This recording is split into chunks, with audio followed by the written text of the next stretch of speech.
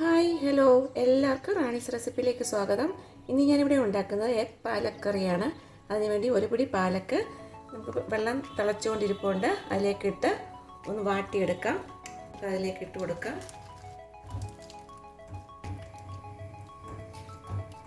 വാട്ടിയെടുക്കണം. എന്നിട്ട് ഇത് സ്ട്രെയിൻ ചെയ്ത് തണുത്തിട്ട് ഇത് ഫൈൻ പേസ്റ്റായി അരച്ചെടുത്ത് കൊണ്ടുവരാം.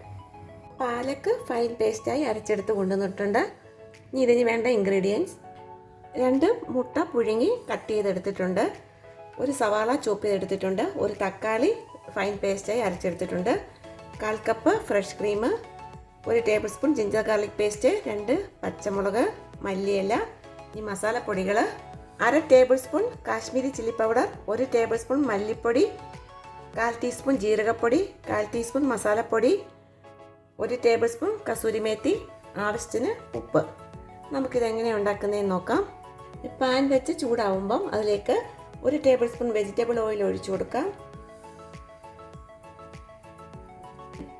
ഇതിലേക്ക് ഒരു കഷ്ണം പട്ട ഇട്ട് കൊടുക്കാം, ഒരു കഷ്ണം ബേ ലീഫ് ഇട്ട് കൊടുക്കാം. ഇതിലേക്ക് കട്ട് ചെയ്ത് വെച്ചേക്കുന്ന സവാള ഇട്ട് കൊടുക്കാം.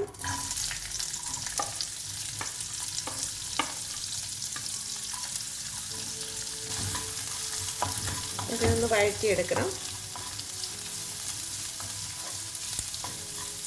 സവാള വഴന്ന് വന്നിട്ടുണ്ട്. ഇതിലേക്ക് ഇഞ്ചി ഗാർലിക് പേസ്റ്റ് ഇട്ട് കൊടുക്കാം, പച്ചമുളക് ഇട്ട് കൊടുക്കാം. ഒന്നുകൂടെ വഴറ്റിയെടുക്കാം. ഇഞ്ചിയുടെയും വെളുത്തുള്ളിയുടെയൊക്കെ പച്ചമണം മാറുന്ന വരെ ഒന്ന് വഴറ്റിയെടുക്കാം. ഇനി ഇതിലേക്ക് ആവശ്യത്തിന് ഉപ്പിട്ട് കൊടുക്കാം. നന്നായി മിക്സ് ചെയ്യാം. ഇതിപ്പോൾ വഴന്ന് വന്നിട്ടുണ്ട്. നമുക്കിനി ഇതിലേക്ക് മസാലപ്പൊടികൾ ചേർത്ത് കൊടുക്കാം.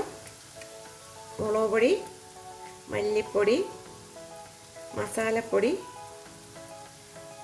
ജീരകപ്പൊടി, കസൂരിമേത്തി. ഇത് നന്നായി ഒന്ന് മിക്സ് ചെയ്യണം.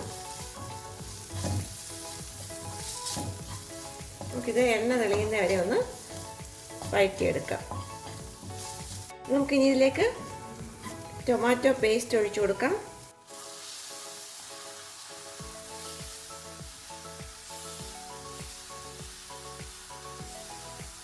ഇത് നല്ലതായിട്ട് വഴറ്റി എണ്ണ തെളിയുന്ന വരെ ഒന്ന് വെയിറ്റ് ചെയ്യാം.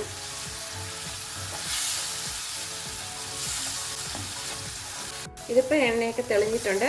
നമുക്ക് ഇതിലേക്ക് അരച്ചു വെച്ചിരിക്കുന്ന പാലക്ക് ഒഴിച്ചു കൊടുക്കാം.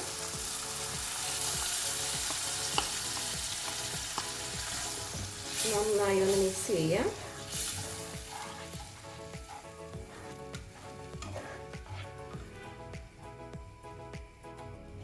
നമുക്കിനി ഇതിലേക്ക് പുഴുങ്ങിയ മുട്ട വെച്ച് കൊടുക്കാം.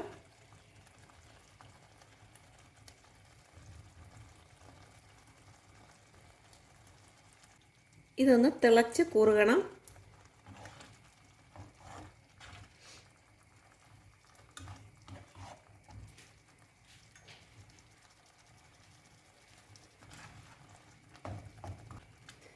ഇതിപ്പോൾ തിളച്ച് കുറുകിയിട്ടുണ്ട്. നമുക്കിതിലേക്ക് കുറച്ച് ഫ്രഷ് ക്രീം ഒഴിച്ചു കൊടുക്കാം. ഇതിലേക്ക് കുറച്ച് മല്ലിയില ഇട്ട് കൊടുക്കാം.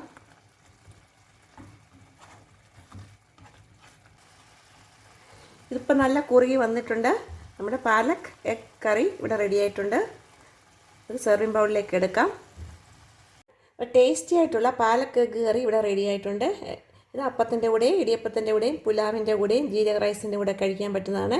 എല്ലാവരും ഇത് ഉണ്ടാക്കി നോക്കണം. ഉണ്ടാക്കി നോക്കിയിട്ട് ഫീഡ്ബാക്ക് അറിയിക്കണം. എല്ലാവർക്കും ഇഷ്ടപ്പെട്ടാൽ ലൈക്ക് ചെയ്യണം, ഷെയർ ചെയ്യണം, സബ്സ്ക്രൈബ് ചെയ്യണം. അടുത്ത റെസിപ്പിയായിട്ട് കാണാം. ബൈ.